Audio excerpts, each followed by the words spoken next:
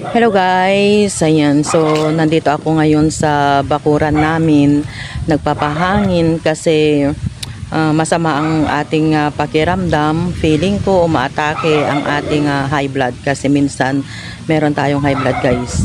Ayan, so eto meron akong hawak-hawak, ayan. Ito ang iniinom ko kung walang pinya. Actually, kumakain ako ng pinya kung may pinya, kaso hindi ngayon na panahon ng pineapple ng pinya, kaya kailangan ganito na lang, pineapple juice na lang ang ating inumin, no?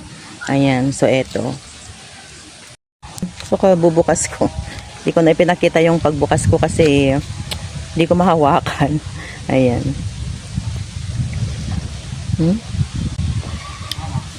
Ay,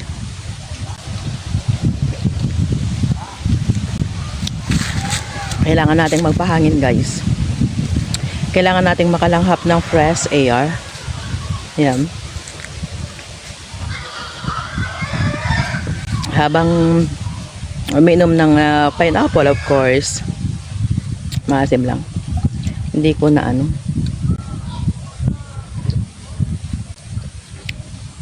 actually kagabi pa to, kahapon pa to na masama ang pakiramdam ko.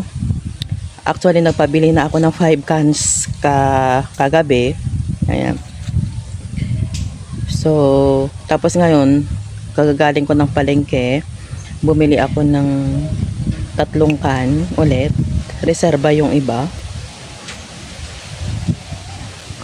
Kasi, ayun nga, siyempre kailangan din naman nating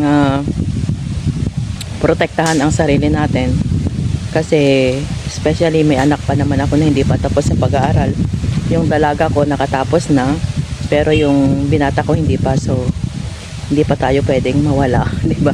Marami pa tayong plano sa buhay. Ayan guys, so hanggang dito lamang guys. So, nakikita nyo ba? Mahangin. Libre ang aircon dito, napaka-fresh. Ayan. Napakahangin guys. Tapos dito kung makikita ninyo yung bukid. Actually, doon sa bandaron is kabukiran. Ayan.